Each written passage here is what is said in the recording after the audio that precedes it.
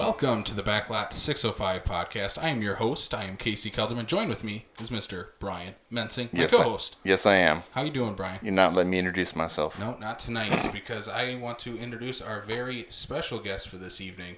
This is Julie Anderson Friesen from Sioux Falls. Julie, how are you? I'm very good, thank you. Yeah, good. We wanted to bring you on a couple of times now, and we finally got you on to talk Oscar-nominated shorts. We are very excited that you are bringing this to Sioux Falls, because this is a very cool event. It's only 2 nights only now. Can you talk to us just a little bit about, first of all, when the event is and where the event is? So the event is I break it into 2 parts. The first event is Saturday, February 1st at the Orpheum. And I've had to move to the Orpheum because our crowd keeps getting bigger. And it's really nice. I can just keep selling tickets, keep letting people come in. And just, FYI, they have a bar and a balcony, and people really love that. So that's Saturday, February 1st at the Orpheum. And then the documentary shorts will be on Tuesday, February 4th. And that will be at the West Mall 7, even if they are not open to the public. We were actually kind of wondering about that. Yes. Yeah, because we were still looking at the event page, and it still said the West Mall. And for those listening that don't know, the West Mall recently, it was a fire that happened in one of their theaters, and they're going through a big remodel right now, and that wasn't supposed to open until later in February.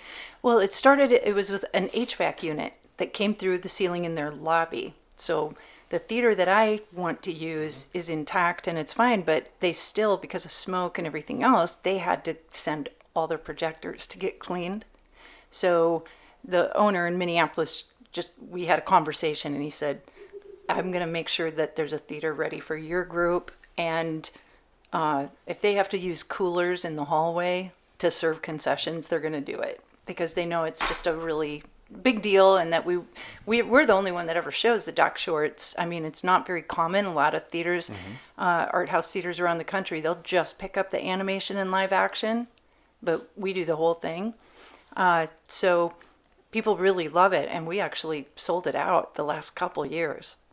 Well, yeah, and I saw that, you had, for us in Sioux Falls, you would have to travel to Kansas City sometimes to be able to see these, or Minneapolis does it, but who wants to drive 5 hours in the snow in South Dakota, And I think it's just very cool, and I like that West Mall is very supportive of this and really wants this to be here, because I think Sioux Falls needs stuff like this to continue to happen, yeah. I agree.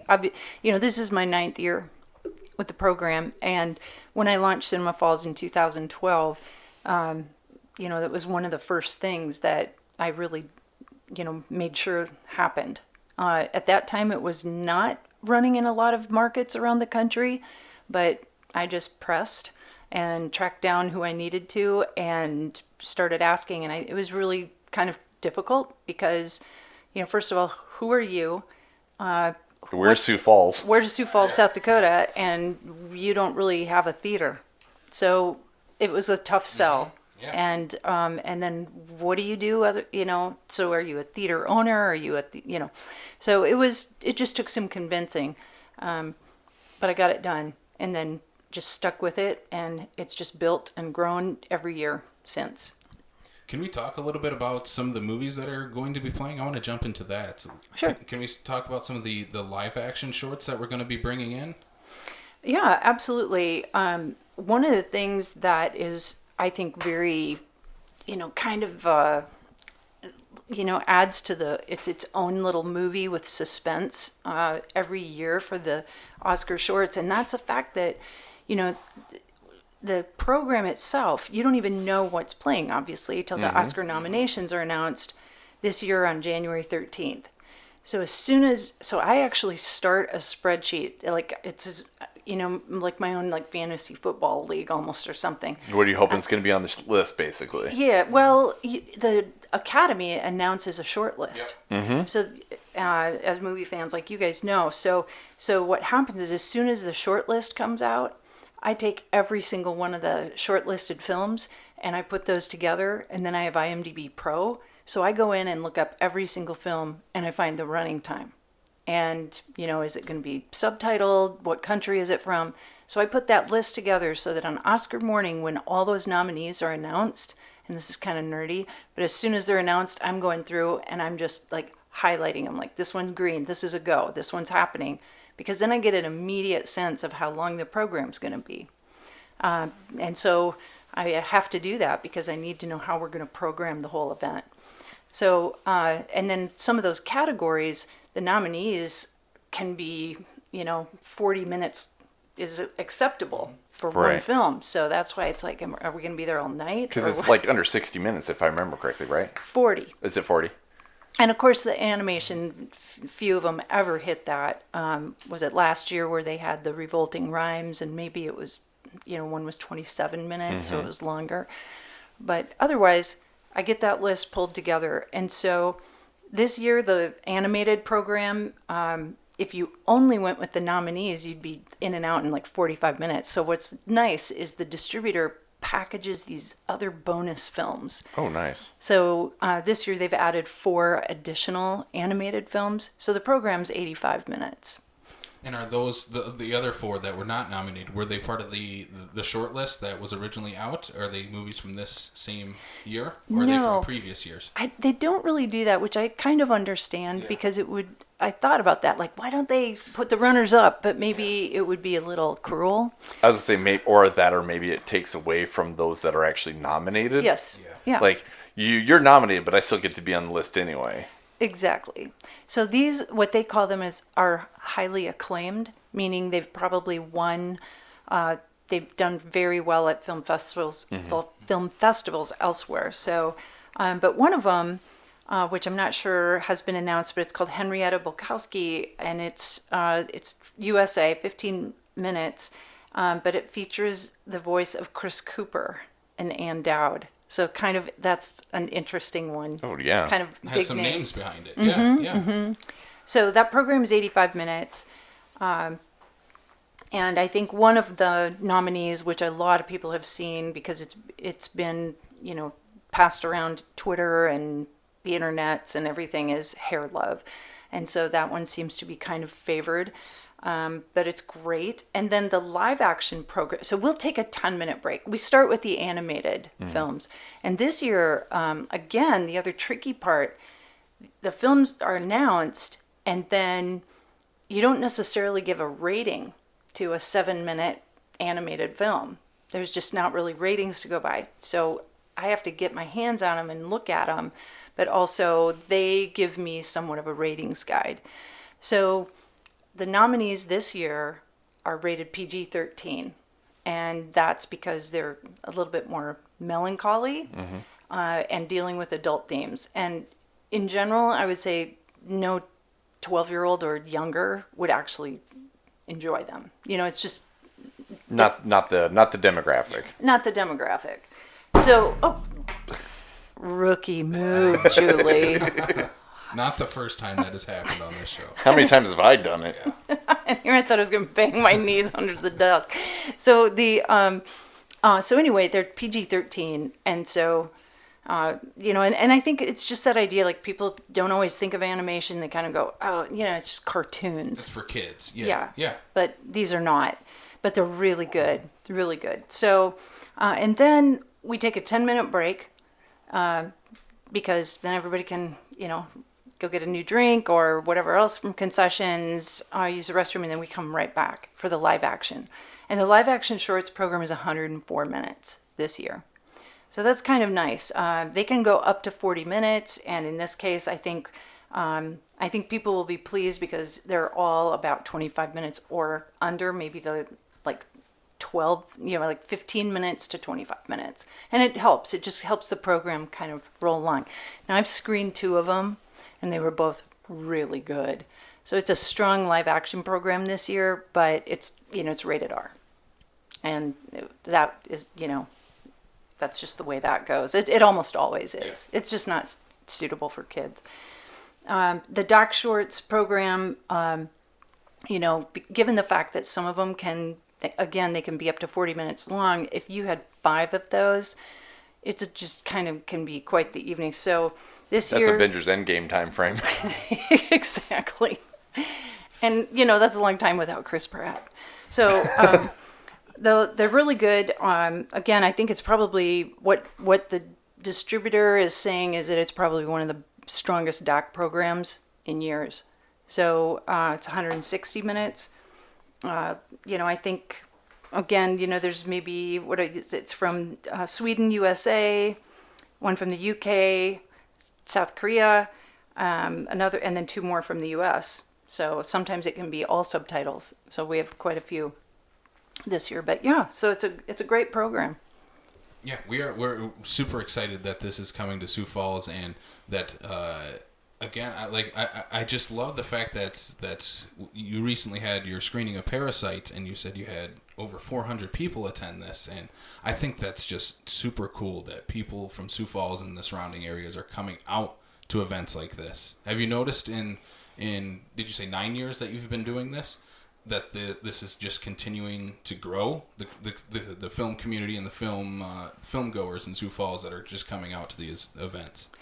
To Cinema Falls events overall, yes. And then, I think what Bong Joon-ho said at the Golden Globes really helped, too. I talked about that night of the event. The subtitle comment. Mm-hmm. And just saying, just like the world that awaits you if you can overcome the barrier of the 1-inch subtitle. Oh, definitely. And I thought he summed it up perfectly. And it's interesting because the night of that event, when I mentioned it, the audience clapped and cheered. Mm-hmm. Like they really got it. And it's the world is smaller all the time. We're just so globally connected, and the story is just so fantastic. So yes, I feel like at the very beginning when I started Cinema Falls, I was being interviewed by a newspaper journalist, and he's no longer in Sioux Falls, but he was just kind of saying, well, what are these movies you're going to program? And I said, well, they're called art house films. It's the category is called specialty cinema, Mm-hmm. and it's because they're just the kind of films that the Cineplex isn't necessarily going to book. And so he was like, do you mean subtitles? And No, not always. yeah, exactly, like American Independent, documentaries, The Lighthouse. international cinema. So he just kind of kept pressing, and he said, do you really think the people of Sioux Falls are going to come and attend, like within this region, are going to come out for films with subtitles? And finally I just looked at him and said, I absolutely believe that, and it's been proven that they will, because guess what? One of the most famous and most awarded films ever from South Dakota was predominantly in subtitles, and that's Dances with Wolves. Right. People just forgot about it. So what we also find is that we end up having people who are older or people who have any kind of hearing issues or hearing challenges who love the subtitles. So I love that. These are people who've traveled the world. They've lived their lives richly and fully. They're older, great, rich minds, experiences, and so they come, and it's just like they love the subtitles, and that it just adds to the experience for them. So I've always felt like people have never given the people of our city enough credit that way. Well, you made mention of him asking, well, if this would even be able to be sustainable, and the first thing is, if you don't try, how do you know? Whether or not even if Dances with Wolves wasn't even a thing and whatnot, or whether it be a foreign film or an art house film or anything like that, you can't come into it and say, well, nobody's going to go to it. How do you know? We live in that demographic where we don't get the opportunity. So you're presenting us with the opportunity, because there's been even other films that you've brought to Cinema Falls that I still yet to be like, I missed it because just my unfortunate schedule and whatnot. But there's all these films that you've brought in that the big cineplexes are like, we're not gonna take the time for that one screen because we can have Star Wars and Harry Potter and everything like that, because they want to be able to make their bank. It's nice to have that small, intimate setting, as well as be able to provide, films that people are not necessarily going to see. Well, and you make me think, as you were just talking, I just like have this little movie plays through my head of some of the best experiences that I've had with our audience. You know, I think about sitting in the theater and everybody watching Hunt for the Wilder People and just busting a gut. You know, it was so great. It's filmed from Australia. It would have never been at the Cineplex. And yet, it might have been afterwards when Taika started actually making a name for himself, but Right. not before. yeah, and that's the thing. Like, you know, even when we brought Songs My Brothers Taught Me, which was filmed in Pine Ridge, out at Pine Ridge. Well, look at Chloe Zhao. She contacted me and she said, I made this film in South Dakota on Pine Ridge, and I really want you to premiere it, which is, of course, my dream phone call. And so she sent me the film, and I looked at it and was like, this is so, it just reminded me of Terrence Malick. It was so beautiful. And I said, yeah, absolutely, we're going to do this. Well, now look at her career. She goes on and she makes The Rider, and now what is she, like the first female who's going to direct a Marvel film? You know, so I do love that it's kind of like if you stick with Cinema Falls and you try some things out, you're going to maybe see people before they're household names. And, you know, we showed Chasing Ice, but we couldn't even get our hands on Chasing Coral, for example. Right. So it's kind of fun to be a little earlier up the stream. And I think our fans like it too. And sometimes, or I should say patrons, fans of Cinema Falls. But it's also really fun to sometimes directors, because they're newer, they'll send me video or send me interview, like kind of back.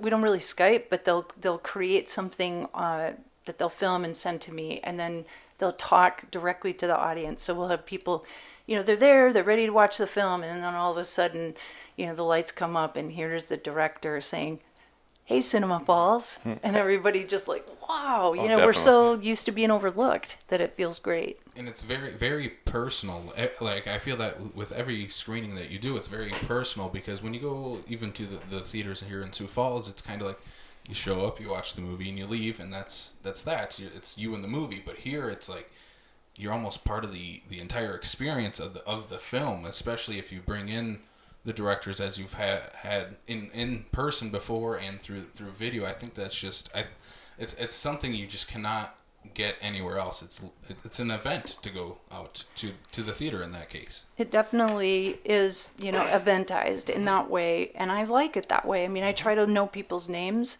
I try to, you know, I see names come through even on the ticketing, and I'll say, I gotta meet that person. And I try, like our people who help out, it's like just, you know, try to memorize them, try to learn them and know who they are, because that's just not going to happen anywhere else. But also, I think a lot of even art houses around the country, they just hire a booker, and that booker just says, okay, well, I guess here's what's hot, here's what they're saying at the big Vegas show that you should book and whatnot, and it just makes it easy for people. And you know, so my focus is to curate, because I'm thinking of the people that I know are coming. I'm thinking of the people that I hope will come. And so I'm just trying to take so much more care. And, you know, they're trusting me because we don't get a lot. And so I feel like they're really depending on me. I serve these people. I need to do my best to hunt and gather and bring back what I can and provide cinematic nourishment. And so if I can really find something great, then I'm doing my job. And you know, and I love that people sign on and say, yeah, we just want to come in for the season, and we don't even know what you're booking, and that's great. That's the best checks and balances that exist. But you know, and I try to kind of hit enough genres during the season too, so that it's rounded. A little bit more of a eclectic. You're not gonna come back for all the same thing. Right. Yeah. I'm gonna have a maybe, you know, feature film I couldn't believe that we were given the film Stan and Ollie. You know, that's a little more mainstream. But they said, we just feel like you seem to care about our films, and you seem to know how to market them, and you really you nurture each film. And they said, yeah, that's right. It's like you're not just another perfume on the counter for me. You know, you're not just another car on the lot. I'm gonna put everything I have behind that, the film that I choose. Yeah, I got a couple more questions for you. I'm really interested how and kind of the why you wanted to start Cinema Falls in the first place. Oh, that's a good question. Uh, it's been really cumulative for me, but I think it started out. My background is a copywriter, creative director at an ad agency, and I ended up writing scripts and becoming a video producer. So my job was to see everything in my head, write this script, and then go out into the field, produce it, hire a cameraman and editor, and make it all come together. So at least I was behind the camera, but for commercial projects, not feature, not Right. art, but commercial work. But I think the experience of doing that made me have such a deep appreciation for the process and for the people involved. And I think that's even kind of another aspect, not just there's the curation and care of the films, but there's also just my own life experience of actually going out and doing it on a smaller level. But that makes me have so much more respect for the filmmaker. Yeah, the first word I thought was appreciation. Yeah. Just like I know how hard it is. I know how unglamorous it is. I know that sometimes you're hauling gear and you're fighting the weather, you're fighting the sun, you're watching the light. You're trying to hope somebody that you've hired hits their mark and says what they're supposed to. And then just the pressure that's on you. And that's why when I started, one of my number one kind of credos was respect the sound and picture by, do that, respect the artist by respecting the sound and picture. And so it was really important to me, if I'm going to do this, I need to make sure that they would be proud to see their film the way that I'm exhibiting it. Mm-hmm. And that if they showed up and walked in, would they say, what are you just projecting it on a, wall? I mean, so that was important to me. And I thought if I had to care that much about what I did for my clients and work, how much more they have on the line with so much money that's going into it. So, but that all eventually led me to just more and more interest. I was part of a film society in college, and I think true to most people who become really like rabid art house fans, almost all of them have their first experience in some kind of maybe a college setting or an educational setting where they're exposed to an art house film. And that's like almost the best way to start growing it. But so I was part of a film society in college, and I went to those films, went to the art house theaters. But the next part for me was starting to go to film festivals. And so it was just this gradual piece. And once I started going to film festivals, that was when I realized I need to figure out how to do this, but kind of unfold it, lay it flat, and do it over 9 months, like an art series, like a symphony or the performing arts series. And I just, it was like a lot of Nancy Drew work to just figure it out, honestly. But it was just, I just sunk my teeth into it and didn't let go, and just pestered people and but going to those film festivals, I really saw kind of how it could work.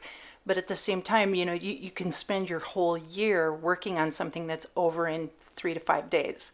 And I felt like it's easier to start something where you're giving people a steady diet of art house film. You have to just start with people having ongoing access to great film.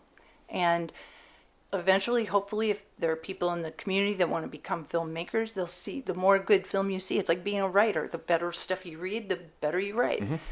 So I would say just that combination of being in the field myself, being really humbled by it, then going out and going to film festivals and just really wanting to bring it back to our city, our community. There are smaller cities in Sioux Falls that have art house theaters. And it was the last piece really that was missing in our arts landscape in a lot of ways. So I launched into it, and I had to figure out where I was going to show films and how that was going to happen. And so that's what I did. So yeah, that was the next thing I was going to lead into, because when you look at other cities and art house theaters and they have a theater that they're attached to, and you're in a very unique situation where you might have something at the Orpheum or the West Mall, or you've done shows at the Icon. And I think it's just a very unique thing. Have you found that's kind of a struggle, or something that the community itself has kind of grabbed onto, that we can go to these different places that support independent film? Sometimes it's kind of sad for me to not have a home. Mm-hmm. And I think, it seems like there are these angels around the country that write big checks and make things happen for people. And so sometimes I think about what it would be like to just have a place where we could leave our gear all, just in one place, and right. make it a really cool home for everybody so that they could come. But the other part of that is, as soon as you do that, I also know from all my colleagues around the country, very soon you are ultimately, you're running a restaurant, right? You're like, it's all about concessions and food and security and cleaning the bathrooms and everything else. Mm-hmm. And with art house, for example, an art house theater could show their movie 3 times a day, 4 times every day for a week, and have the film Parasite, and maybe at the end turn in the box office report that looked almost as good as the one we had in one night. Mm-hmm. And based on our population, there's just I think we're getting about the right audience size for the right percentage for our population. Mm-hmm. So that's and when films are really, really popular, I'm able to show them a second time, or, at a theater. And like RBG, when I did that documentary, we just had to expand to 2 theaters.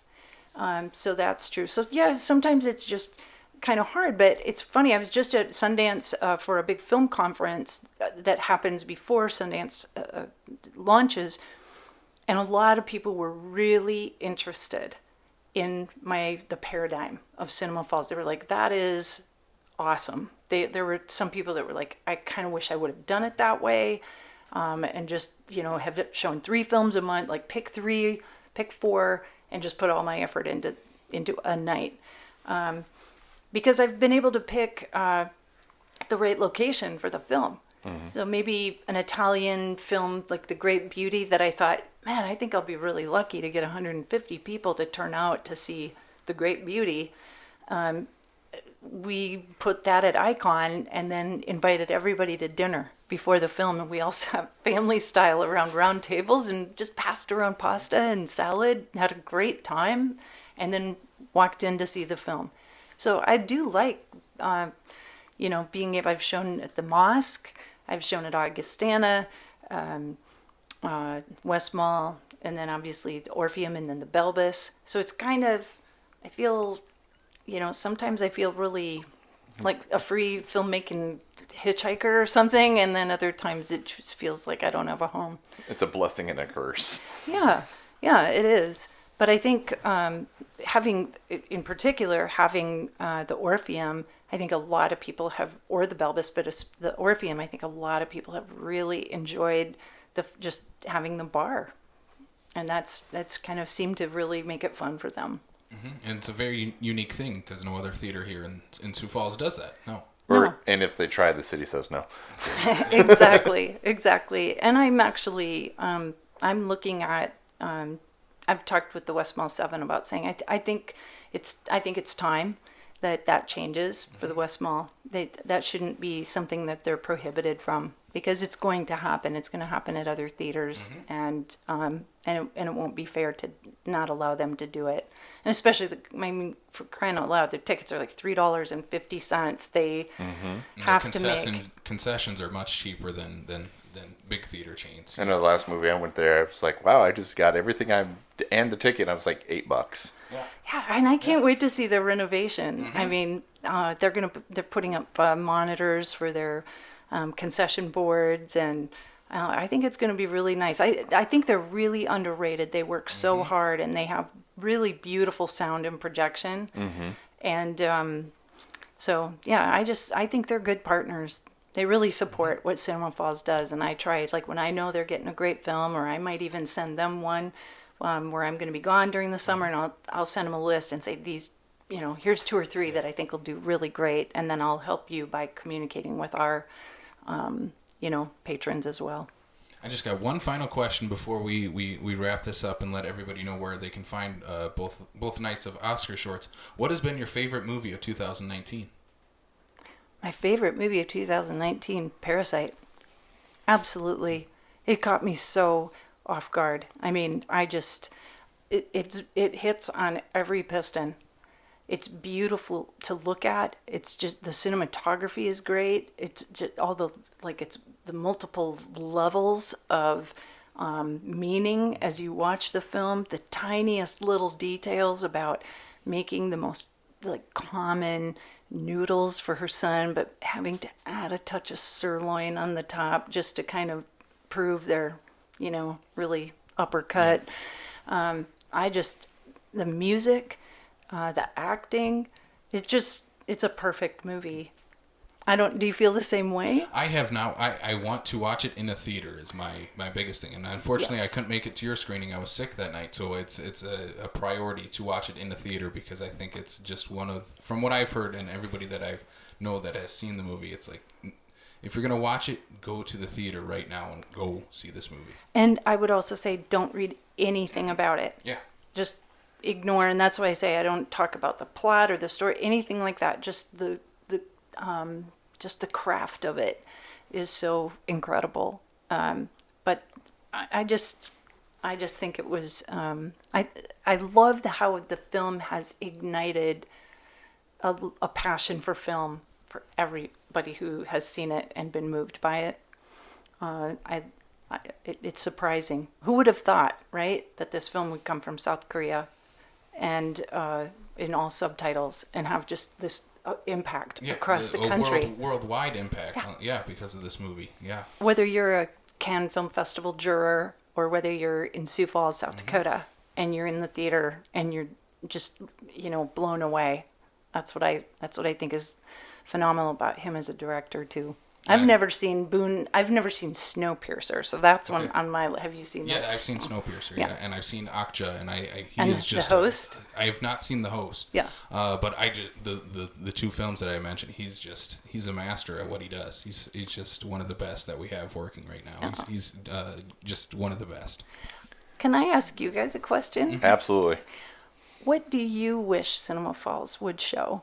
Or screen? Like, if you could pick a film or a genre that you wish Cinema Falls would add, would it be horror? Honestly, well, for you, definitely. For me, I am a big horror guy, and one of the movies I had to go to Sioux City to watch this year was The Lighthouse.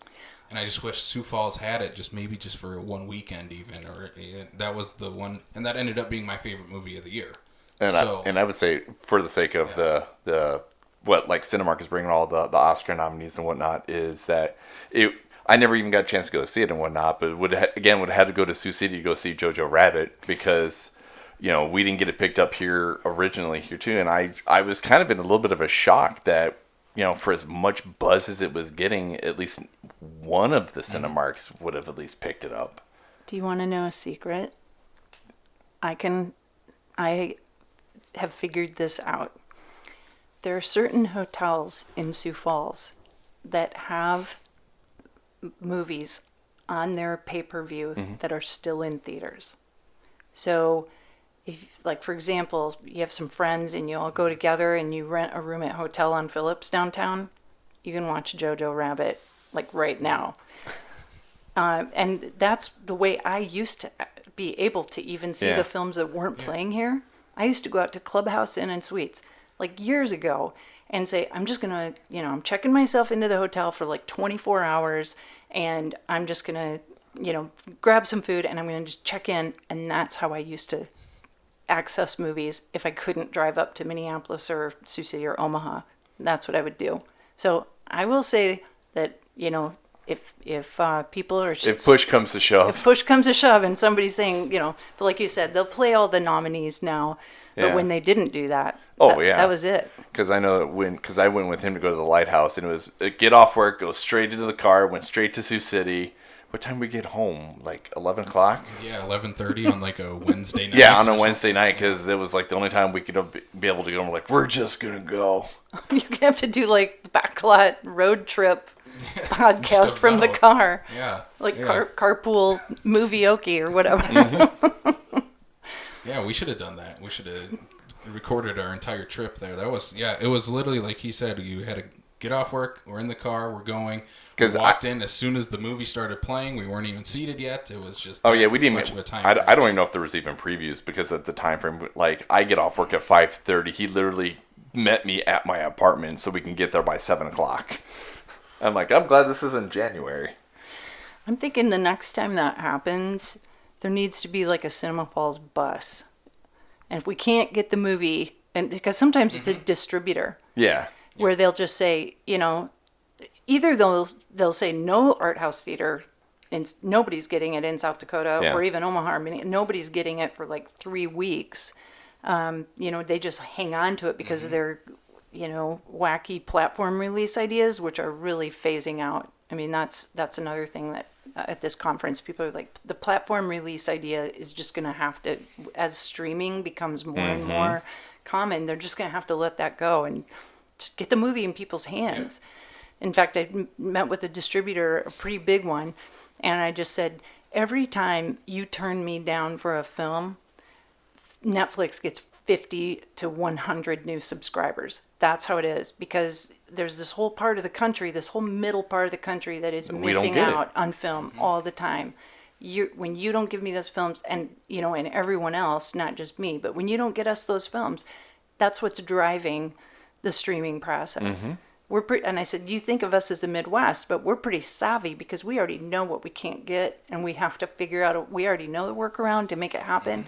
So it's just really frustrating. But yeah, maybe the next time I like the bus trip thing. We have to get the bus. The bus, yeah. It's like going to a big football game, Well, I was going to say, people will do that for concerts, for sporting events and whatnot. Yeah. I mean, you can't tell me you can't get a bunch of movie geeks into a bus and go up to like the cities or Omaha and whatnot. I think we could. Team up easily and make it happen. Let's do it. All right, we'll figure it out. I like it. I'll go find the sponsor for the bus. All right, look for that coming soon. The movie bus coming up from Sioux Falls, South Dakota. So let's wrap this thing up. Once again, can you remind the people when and where the event for the Oscar shorts is? Absolutely. The 2020 Oscar-nominated shorts are going to play the live action and animation shorts. All 10 nominated films will play Saturday, February 1st at the Orpheum. And you can find tickets, times, details, schedule of events at cinemafalls.com. And then on Tuesday, February 4th, we'll show the documentary shorts at the West Mall 7 theaters.